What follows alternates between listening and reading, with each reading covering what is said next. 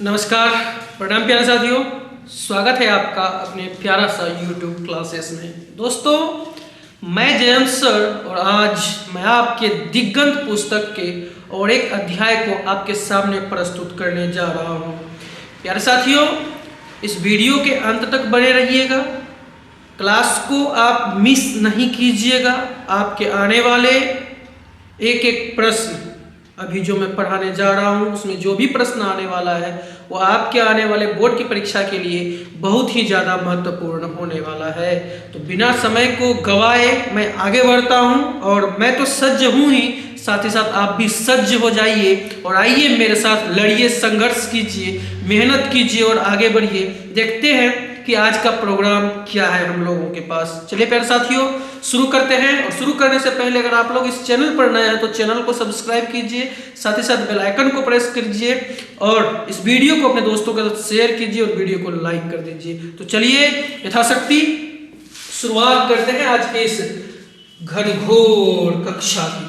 प्यारे साथियों, ध्यान दीजिएगा, एक एक बिंदु आपके लिए बहुत ही ज्यादा महत्वपूर्ण है। प्यारे साथियों, आज हम लोग पढ़ने वाले हैं ओ सदा निरा। प्यारे साथियों, आज हम लोग क्या पढ़ने वाले हैं? ओ सदा निरा अध्याय को पढ़ने वाले हैं, जो कि आपके आने वाले बोर्ड की परीक्षा के लिए बहुत ही ज्यादा महत्वपूर्ण होने वाला है। प्यारे साथियों, यह है ओ सदा निरा। प्यारे साथियों, ओ सदा निरा का मतलब होता है जल से परिपूर्ण नदी। प्यारे साथियों, ओ सदा निरा का मतलब होता है जल से परिपूर्ण नदी। जल से परिपूर्ण नदी। प्यारे साथियों, याद रखिएगा, ये जो अध्याय है वह है ओ सदा निरा। ओ सदा का निरा, ओ सदा निरा का मतलब होता है जल से परिपूर्ण नदी। प्यारे साथियों, इसी के साथ साथ मैं आगे बढ़ूंगा, देखूंगा अगला प्रश्न, अगला चीज क्या है हम लोगों के पास। देखिए, हम लोग सर्वप्रथम हर दिन के भांति पहले हम लोग लेखक परिचय को पढ़ेंगे, उसके बाद हम लोग पाठ का सारांश पढ़ेंगे, उसके बाद हम लोगों के पास होगा वस्तुनिष्ठ प्रश्न। प्यारे साथियों, आगे बढ़ता हूं, देखता हूं आगे क्या है हम लोगों के पास। प्यारे साथियों, देखिएगा, लेखक का नाम है जगदीश चंद्र माथुर। इनका जन्म 16 जुलाई 1917 ईस्वी को हुआ और इनका निधन 14 मई 1978 ईस्वी को हुआ। प्यारे साथियों, जन्म और निधन को बिल्कुल याद रखिएगा, जो कि आपके आने वाले बोर्ड की परीक्षा के लिए बहुत ही ज्यादा महत्वपूर्ण है। प्यारे साथियों, जन्म कब हुआ इसका? 16 जुलाई 1917 ईस्वी को और इसका निधन हुआ 14 मई 1978 ईस्वी को। प्यारे साथियों, आगे देखिए, आगे इसका जन्म स्थान है। इसका जन्म स्थान शाहजहांपुर, उत्तर प्रदेश। प्यारे साथियों, जगदीश चंद्र माथुर का जन्म कहाँ है, जन्म स्थान कहाँ है? शाहजहांपुर, उत्तर प्रदेश।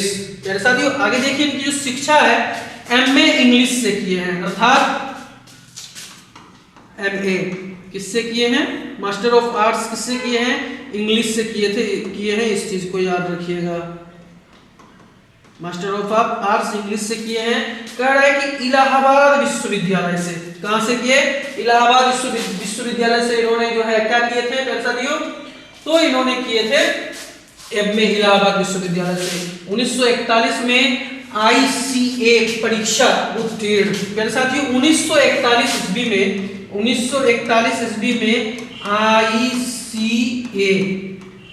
ICA परीक्षा उत्तीर्ण किया। कब किया? 1941 में किया और प्रशिक्षण के लिए अमेरिका गए और बाद में शिक्षा सचिव हुए। प्यारे साथियों, प्रशिक्षण के लिए कहाँ गए यह जगदीश चंद्र माथुर? तो यह प्रशिक्षण के लिए गए थे अमेरिका और उसके बाद शिक्षा सचिव बन गए थे। उसके बाद देखिए, इनको सम्मान, ध्यान दीजिएगा, सम्मान से बहुधा समय, बहुत बार आपको यह प्रश्न पूछा जा चुका है। ठीक है, कह रहा है कि विद्या वारिधि की उपाधि से विभूषित। कौन सा उपाधि? विद्या वारिधि की उपाधि से विभूषित। कौन?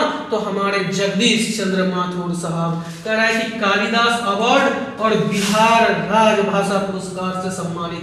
इन सब चीजों को आप याद रखिएगा, कालिदास अवार्ड और बिहार राज्य सभा पुरस्कार से सम्मानित हुए हैं हमारे जगदीश चंद्र माथुर साहब। प्यारे साथियों, इसी के साथ साथ आगे और देखिए, कह रहा है कृतियां। ध्यान दीजिएगा, कृतियां कह रहा है कि मेरी बांसुरी, भोर का तारा, वो मेरे सपने, कोनार, बंदी, शारदिया, पहला राजा, दशरथ नंदन, कुंवर सिंह की टेक, गगन सवारी 10 तस्वीरें। प्यारे साथियों, यह जो कृतियां है हमारे जगदीश चंद्र माथुर साहब की, इन कृतियां को आपको याद रखना होगा, आपके लिए बहुत महत्वपूर्ण है। प्यारे साथियों, कृतियों से ही आपका वस्तुनिष्ठ प्रश्न आपके परीक्षा में पूछा जाता है, इसको आप याद रखिएगा, ठीक है। और आप याद भी करते हुए चलिए। क्या क्या कृति है एक बार मैं फिर से बोल देता हूं। मेरी बांसुरी, भोर का तारा, ओ मेरे सपने, कोणार्क, बंदी, शारदिया, पहला राजा, दशरथ नंदन, कुंवर सिंह की टेक, गगन सवारी, उसके बाद है 10 तस्वीरें। चलिए प्यारे साथियों, आशा करूंगा आपको बहुत ही बेहतरीन ढंग से समझ में आ रहा होगा। चलिए आगे बढ़ता हूं। आगे हम लोगों के पास अब आ चुका है हमारे पाठ का सारांश। हमारे पाठ का नाम है औसदा नीरा, और औसदा नीरा का क्या है, कैसे है, किस तरीके से है, इस चीज को हम लोग जानेंगे। प्यारे साथियों देखिए, प्रस्तुत निबंध आपको जो मैं बताता हूं हर एक दिन इसी प्रकार से बताता हूं कि मेरा जो भी अध्याय आ रहा है यह अध्याय किस विधा से संकलित है, ठीक है। यह एक निबंध है, याद रखिएगा। वो सदा नीरा जगदीश चंद्र माथुर द्वारा लिखी पुस्तक बोलते क्षण से लिया गया है। कहां से लिया गया है यह औसदा नीरा अध्याय? तो जगदीश चंद्र माथुर द्वारा एक पुस्तक लिखी गई है जिसका नाम है बोलते क्षण, और इसी बोलते क्षण पुस्तक से यह निबंध औसदा नीरा लिया गया है। प्यारे साथियों, कह रहा है कि जिसमें उन्होंने गंडक नदी और उसके किनारे की संस्कृति और जीवन प्रवाह को दिखाया है। आपको पूछा जाएगा कि बताइए औसदा नीरा में किस नदी की चर्चा है, तो वह गंडक नदी की चर्चा है। और किसकी जीवन प्रवाह को दिखलाया है? किनारे की संस्कृति और जीवन प्रवाह को दिखलाया है। किसकी? तो गंडक नदी की। प्यारे साथियों आगे बढ़ता हूं। आगे यह लिखा हुआ है कि गंडक चंपारण में बहने वाली नदी है। गंडक किस जिला में, कहां पे है, कहां पे बहती है? तो वह चंपारण जिला में बहती है। इसको आप नहीं भूलिएगा। कह रहा है कि जो अपना बहाव क्षेत्र और रास्ता बदल लिया करती है, जो गंडक नदी है वह अभी रास्ता बदल लिया करती है, ऐसा है गंडक नदी। भगवान बुद्ध के समय में इस क्षेत्र में घना जंगल था, जिससे पानी वृक्ष की जड़ों में रुका रहता था। भगवान बुद्ध के समय वहां बहुत सारे वृक्ष हुआ करते थे। जब बाढ़ आती थी, जब पानी बरसता था, तो वह कहीं जाता नहीं था, बल्कि उस वृक्ष के जड़ों में जाके अटक के रह जाता था। बाढ़ आती थी लेकिन इतना प्रचंड नहीं आती थी। कैसे आता? जब वृक्ष ही उस पानी को रोक ले तो आ सके कहीं? कभी नहीं। लेकिन क्या हुआ, एक बार गयासुद्दीन तुगलक ने, इस गयासुद्दीन तुगलक जी को आप याद रखिएगा, इसके बारे में प्रश्न पूछता है। गयासुद्दीन तुगलक ने हरि सिंह देव पर आक्रमण करने के लिए, आपसे यह भी प्रश्न पूछा जा सकता है कि गयासुद्दीन तुगलक ने किस पर आक्रमण किया, या फिर हरि सिंह देव पर किसने आक्रमण किया? तो वह गयासुद्दीन तुगलक ने आक्रमण किया। आप इसको नहीं भूलिएगा। आगे कहता है आक्रमण करने के लिए जंगलों को काटा, तब से जंगल कटते चले गए। तो हरि सिंह देव पर आक्रमण करने के लिए किसको काटा? जंगलों को काटा। क्यों काटा? क्योंकि वह जो हरि सिंह देव थे वह जंगल में ही छिपे रहते थे, अपना छावनी बना के वहीं पे वह छिपे रहते थे। जब गयासुद्दीन तुगलक को पता चला इसके बारे में, तो सारा जंगल ही सफाचट कर दिया। चलिए मेरे साथियों आगे देखता हूं, आगे क्या हम लोगों के पास, ध्यान दीजिएगा। गंडक प्राचीन और अतीत के बीच की कड़ी है। बहुत से महात्माओं और संतों ने इसके किनारे तप और तेज पाया होगा, लेकिन गंडक कभी गंभीर बन सकी, जिसके कारण इसके किनारे पर तीर्थ स्थल भी अस्थायी नहीं रह सके। बहुत सारे संत महात्माओं जो हैं इनके किनारे तप और तेज पाया होगा, लेकिन गंडक कभी गंभीर नहीं बन सकी। जिसके कारण इसके किनारे जो है तीर्थ स्थान भी अस्थायी नहीं रह सके, अर्थात जब वहां पे बाढ़ आती तो हर एक चीज को बहा के ले जाती। ठीक है प्यारे साथियों, आगे देखिए, गंडक ने कोई स्मृतियां नहीं छोड़ी, स्मृतियां यादें, स्मृतियां यादें, कोई याद ही नहीं छोड़ी वहां। अब जाए तो जाए लेकिन वहां देखे क्या, किसको जाके वहां पे कहां पे जाके घूमे, यह यादें होती है। भवन, मंदिर, घाट कुछ भी नहीं। हवाई जहाज से देखने पर गंडक घाटी के दोनों ओर बहुत सारे ताल दिखाई पड़ते हैं, जिनमें से एक और सरैयामन ताल है, जिसके चारों ओर काफी बड़ा जंगल है और इसके बीच में द्वीप भी है। गंडक नदी का जल सदियों से चंचल रहा है। इसमें कई तीर्थ टोरे हैं जो अब खंडहर दिखाई पड़ते हैं। कुछ नहीं है, इसके किनारे कुछ है ही नहीं। ऊपर हवाई जहाज से देखने से क्या पता चलता है कि यह बहुत बड़ा द्वीप है और इसमें जो है कभी कभी क्या कहता है कि इसके बीच द्वीप है। गंडक नदी का जल सदियों से चंचल रहा है, जहां मन करता है वहां जाता है, यह चंचल होता है। इसने कई तीर्थ तोड़े हैं। इसके स्थान में थोड़ा सा भी अगर तीर्थ स्थान बना, घूमने लायक, रहने लायक, थोड़ा सा भी सराय टाइप का, तो इसको वह बहा के ले जाता अपनी बाढ़ के चपेट में। यही चीज है। अब वहां से क्या दिखाई पड़ता है दोस्तों, खंडहर दिखाई पड़ते हैं। तो यह था तुम्हारा ओसभामीरा। चलिए आगे बढ़ते हैं। आगे क्या है, आगे और कह रहा है कि भैंसालोटन में, भैंसालोटन एक जगह है, याद रखिएगा। भैंसालोटन में भारतीय इंजीनियर जंगल के बीच निर्माण कार्य कर रहे थे। ये नहरें लेखक को नारायण की भुजाएं प्रतीत होती है और बिजली के तारों का जाल उनका चक्र प्रतीत हो रहा है। लेखक मन ही मन इंजीनियरों को, मजदूरों को नमस्कार करता है। देखिए, अगर यह सृष्टि भगवान ने रची है तो इस सृष्टि को अगर हम और भी सुंदर बना रहे हैं तो भगवान दुखी नहीं होंगे इससे, बल्कि प्रसन्न होंगे। प्यारे साथियों, हम लोग जो पढ़ रहे हैं, जो दिन दिन यानी कि प्रतिदिन जो इतना प्रगति हो रहा है, देश इतना विकास हो रहा है, तो यह प्रकृति का एक करुणा है, कुदरत का एक करिश्मा है जो आगे बढ़ रहा है। इसमें भगवान नाराज नहीं होंगे, वह आपको बढ़ावा देंगे कि आप करिए, आगे बढ़ाइए, देश को और महान बनाइए।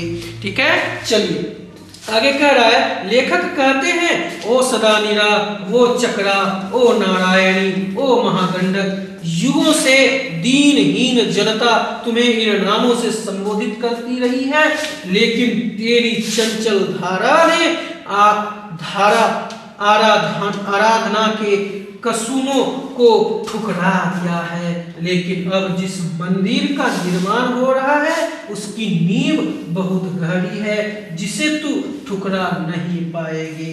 प्यारे साथियों, एक चीज ध्यान दीजिएगा कि ओ सदानीरा को किन किन नामों से संबोधित किया गया है। पहला है ओ चक्रा, दूसरा है ओ नारायणी, तीसरा है आपका ओ महागंडक। ठीक है, युगों से दीनहीन जनता तुम्हें इन नामों से संबोधित करती रही है, लेकिन तेरी चंचल धारा ने आराधना के कुसुमों को ठुकरा दिया है। अर्थात आप आते हैं, अपना प्रचंड लहरें लाते हैं और सब कुछ तहस नहस करके चल जाते हैं, लेकिन अभी टेक्नोलॉजी इतना हाई हो गया है कि आप है गंडक, आप कितनों भी आपका प्रचंड रूप आ जाए लेकिन आप कुछ बिगाड़ नहीं सकते हैं। ऐसा जगदीश चंद्र माथुर साहब ने इस निबंध में कहे हैं। चलिए प्यारे साथियों, आगे देखते हैं, आगे क्या है हम लोगों के पास। चलिए प्यारे साथियों, इसी के साथ हम लोगों का पाठ का सारांश खत्म होता है। अब इसके साथ साथ मैं बताया भी हूं और प्रतिदिन के भांति इस दिन भी आपके पास वस्तुनिष्ठ प्रश्न लेके आ चुका हूं। चलिए, जब हम लोग पढ़ ही चुके हैं, आगे बढ़ते हैं और फटाफट से आपके सामने में प्रस्तुत है करें कि असदानीरा शीर्षक निबंध में वर्णित मन कैसे ताल है। प्रश्न 2021 के परीक्षा में पूछा हुआ है। आपका विकल्प है पहला गहरे, दूसरा छोटे और विशाल, तीसरा है उथले और छिछले और चौथा है गहरे और विशाल। प्यारे साथियों, असदानीरा शीर्षक निबंध में वर्णित जो मन है वह गहरे और विशाल है। आपका जो विकल्प होगा वह घ नंबर का विकल्प बिल्कुल सही होगा। प्यारे साथियों, इसी के साथ आगे बढ़ता हूँ। एक एक प्रश्न आपके आने वाले बोर्ड की परीक्षा के लिए महत्वपूर्ण है। आगे देखिए, दूसरा प्रश्न है। प्रश्न कह रहा है वो सदानीरा किस विधा के अंतर्गत है। अभी कुछ देर पहले बीते हुए समय में मैंने चर्चा किया था कि असदानीरा यह आपका नाटक नहीं है, यह आपका आत्मकथा नहीं है, यह आपका कहानी नहीं है, बल्कि आपका ख नंबर का विकल्प में जो निबंध लिखा हुआ है, बिल्कुल ख नंबर का विकल्प आपका निबंध, यह असदानीरा निबंध विधा के अंतर्गत आते हैं। पर साथियों, इसका जो सही विकल्प होगा वह ख नंबर का होगा। चलिए आगे क्या है यह भी देख लेता हूँ। चलिए 3 नंबर का प्रश्न है। प्रश्न कह रहा है कि बहुजन संप्रेषण के माध्यम पुस्तक किसने लिखी। बहुजन संप्रेषण के माध्यम जो पुस्तक लिखे हैं वह हमारे जगदीश चंद्र माथुर साहब लिखे हैं। ठीक है, और यह जो आपका प्रश्न है वह आपका 2020 ईस्वी में पूछा हुआ है। ठीक है प्यारे साथियों, आगे बढ़ूं, बिल्कुल आगे बढ़ता हूं। आगे देखता हूं कि अगला प्रश्न हम लोगों के पास क्या है। चौथा प्रश्न है, कह रहा है कि इनमें से कौन सी रचना जगदीश चंद्र माथुर की है। बातचीत, यह आपका जो है बालकृष्ण भट्ट की है बातचीत। जान लीजिए, सीख लीजिए एक बार। बालकृष्ण भट्ट ने बातचीत की रचना की है। त्रिच हमारे उदय प्रकाश भैया, कौन लिखे हैं, उदय प्रकाश जी त्रिच कहानी को लिखे हैं। हंसते हुए मेरा अकेलापन, यह मलियर लिखे हैं, इस चीज को आप नहीं भूलिएगा। मलियर हंसते हुए मेरा अकेलापन लिखे हैं, और जो असदानीरा लिखे हैं वो आपका जगदीश चंद्र माथुर साहब लिखे हैं, जो कि आज का प्रश्न है, अभी का प्रश्न हम लोगों के पास है। कौन लिखे हैं, जगदीश चंद्र माथुर साहब। जगदीश चंद्र माथुर साहब क्या लिखे हैं, असदानीरा लिखे हैं। इनमें से कौन सी रचना जगदीश चंद्र माथुर की है, तो आपका ख नंबर का विकल्प जो आपका असदानीरा है, यही असदानीरा आपका जगदीश चंद्र माथुर के द्वारा लिखी हुई रचना है। चलिए प्यारे साथियों, आगे बढ़ता हूं। आगे क्या है, कौन सा प्रश्न है, इस प्रश्न को देखता हूं। चलिए 5 नंबर का प्रश्न है। प्रश्न बहुत ही प्यारा है। कह रहा है कि असदानीरा शीर्षक पाठ के लेखक कौन है। मोहन राकेश आपका लिखे हैं सिपाही की मां। क्या लिखे हैं प्यारे साथियों, सिपाही की मां लिखे हैं, आप इसको नहीं भूलिएगा। सिपाही की मां लिखे हैं मोहन राकेश भैया, और उदय प्रकाश भैया लिखे हैं त्रिच। उदय प्रकाश भैया लिखे हैं त्रिच, और भगत सिंह लिखे हैं, जो हम लोगों ने कल पढ़ा, एक लेख और एक पत्र। एक लेख और एक पत्र लिखे हैं, और हमारे जगदीश चंद्र माथुर साहब लिखे हैं असदानीरा। याद रखिएगा क्या लिखे हैं, असदानीरा। कौन लिखे हैं असदानीरा, तो हमारे जगदीश चंद्र माथुर साहब। और आपका जो सही विकल्प होगा वो आपका ग नंबर का विकल्प सही होगा, जगदीश चंद्र माथुर साहब। क्लियर है प्यारे साथियों, फ्रेश है एकदम, बिल्कुल ताजा तंदुरुस्त। आगे बढ़ता हूं, और आगे क्या प्रश्न है इस प्रश्न को देखता हूं। चलिए, प्रश्न तो लंबा है लेकिन घबराना नहीं है, दिल को कहिए कि नहीं, यह जो मैं अभी पढ़ रहा हूं यह मेरे लिए बहुत ही ज्यादा महत्वपूर्ण है। प्रश्न है कि असदानीरा शीर्षक पाठ के अनुसार, असदानीरा शीर्षक पाठ के अनुसार सन 1962 की बाढ़ का दृश्य जिन्होंने देखा है, उन्हें रामचरितमानस में किसके क्रोध रूपी नदी की बाढ़ याद आ गई होगी। ये जो प्रश्न है आपका 2022 में पूछा हुआ है, और आपका जो विकल्प है वो है लक्ष्मण के, दूसरा है भरत के, तीसरा है कैकेयी के, और चौथा है राम के। प्यारे साथियों, 1962 की बाढ़ अगर जिसको भी याद है तो वह माता कैकेयी के गुस्से की समान यह जो है आपका जो है क्या कह रहा है कि बाढ़, सन 1962 की बाढ़ का दृश्य जिन्होंने देखा है, उन्हें रामचरितमानस में किसकी क्रोध रूपी नदी की बाढ़ याद आ गई होगी तो वह कैकई की बाढ़ याद आ गई होगी। ठीक है, चलिए आगे बढ़ूंगा। बिल्कुल देखिए आगे बढ़ूंगा और देखूंगा अगला प्रश्न हम लोगों के पास क्या है। चलिए 7 नंबर का प्रश्न है। प्रश्न यह कह रहा है कि ओ सदा नीरा पाठ के अनुसार गांधी जी ने आश्रम कहाँ स्थापित किया था।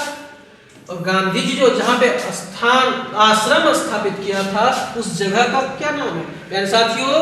वह जगह, चलिए विकल्प को पहले देख लेता हूं। पाटलिपुत्र नालंदा में, दूसरा विकल्प है सासाराम भभुआ में, उसके बाद तीसरा है वैशाली राजगीर में, चौथा है भरहरवा मधुबन और भीतिहरवा में। बिल्कुल आपका जो यह चौथा नंबर का विकल्प है अर्थात विकल्प नंबर घ, यहीं पे भरहरवा मधुबन और भीतिहरवा में जो है वह गांधी जी ने आश्रम स्थापित किए थे। ठीक है, कौन से पाठ के अनुसार? तो अ सदा नीरा पाठ के अनुसार। चलिए इसी के साथ साथ आगे बढ़ता हूँ। आगे क्या है इस प्रश्न को देखता हूँ।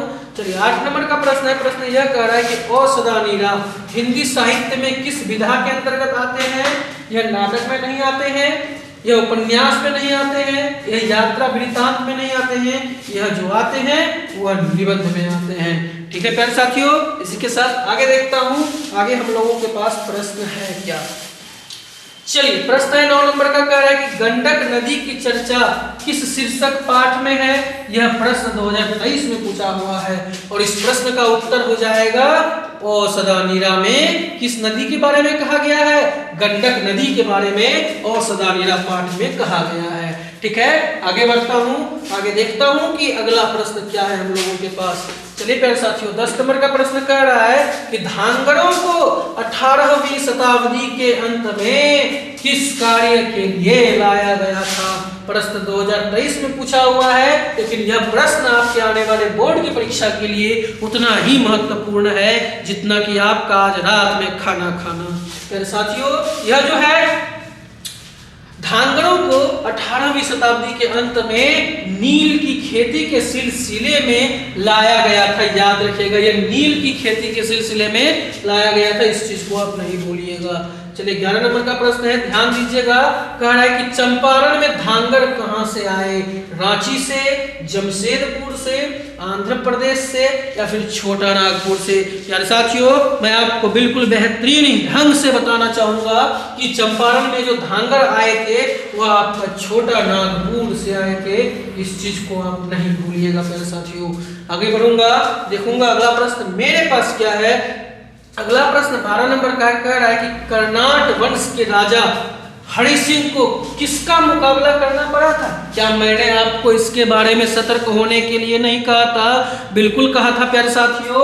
और जो कर्नाट वंश के राजा हरि सिंह को जो है वह गयासुद्दीन तुगलक का जो है क्या करना पड़ा था? मुकाबला करना पड़ा था। ठीक है प्यारे साथियों, आगे देखता हूं आगे क्या है। चलिए 13 नंबर का प्रश्न है। प्रश्न बहुत ही प्यारा है, देखिएगा। कह रहा है कि पुंडलिक जी ने निर्भीकता किससे सीखी थी। प्यारे साथियों पुंडलिक जी ने जो निर्भीकता सीखी थी वह गोखले जी से सीखी थी, इस चीज को आप नहीं भूलिएगा। किससे सीखी थी? गोखले जी से सीखी थी। क्या सीखी थी? वह निर्भीकता सीखी थी। चलिए प्यारे साथियों आगे देखता हूं। आगे 14 नंबर का प्रश्न कह रहा है, क्या कह रहा है कि माथुर जी को भीतिहरवा पहुंचने पर कौन मिलने आए थे? तो कौन मिलने आए थे प्यारे साथियों? तो वह पुंडलिक जी मिलने आए थे। कौन मिलने आए थे? पुंडलिक जी मिलने आए थे। आप इस चीज को नहीं भूलिएगा। आगे बढ़ूंगा, देखूंगा अगला प्रश्न मेरे पास क्या है। चलिए प्यारे साथियों ध्यान दीजिएगा और एक एक प्रश्न आपके आने वाले बोर्ड की परीक्षा के लिए बहुत ही ज्यादा महत्वपूर्ण होने वाला है। बिल्कुल चलिए प्यारे साथियों आगे देखते हैं। आगे क्या है हम लोगों के पास। बिल्कुल चलिए 15 नंबर का प्रश्न है। प्रश्न यह कह रहा है कि निम्नलिखित में से कौन सी उपाधि माथुर जी को मिली थी। प्यारे साथियों विद्या वारिधि उपाधि जो है वह हमारे जगदीश चंद्र माथुर साहब को मिली थी, इस चीज को आप नहीं भूलिएगा। इनमें से जो आपका विद्या वारिधि है, यह विद्या वारिधि जो आपका उपाधि है यह उपाधि हमारे इसको मिली थी? जगदीश चंद्र माथुर साहब को मिली थी। चलिए आगे बढ़ूंगा, देखूंगा अगला प्रश्न क्या हम लोगों के पास। चलिए 16 नंबर का प्रश्न कह रहा है कि चंपारण क्षेत्र में बाढ़ का मुख्य कारण क्या था? प्यारे साथियों, नदियों की अधिकता नहीं, नदियों की तीव्र धारा नहीं, इनमें से कोई नहीं, अर्थात ख नंबर का विकल्प जो आपका है जंगलों का कटना। चंपारण क्षेत्र में बाढ़ का मुख्य कारण था किसका? जंगलों का कटना। यह चंपारण क्षेत्र में बाढ़ का मुख्य कारण था जंगलों का कटना। चलिए प्यारे साथियों आगे देखते हैं। 17 नंबर का प्रश्न है। प्रश्न कह रहा है, ध्यान दीजिएगा, ओ सदानीरा निबंध बिहार के किस क्षेत्र की संस्कृति पर लिखी गई है? मिथिला, सारण, चंपारण या फिर तिरहुत? प्यारे साथियों यह जो औषधानीरा निबंध है यह बिहार के चंपारण क्षेत्र की संस्कृति पर लिखी गई है, याद रखिएगा प्यारे साथियों। तो आगे देखता हूं, आगे और प्रश्न है कि या यहीं तक आज। चलिए आज की कक्षा पूर्ण हो गई है प्यारे साथियों, आज यहीं तक, कल फिर मिलता हूं। ऐसे ही प्यार बनाए रखिएगा। तो चलिए आपको आज का क्लास कैसे लगा कमेंट में जरूर करके बताइएगा। आज यहीं तक, कल फिर मिलते हैं। तब तक के लिए सभी दोस्तों को राधे राधे।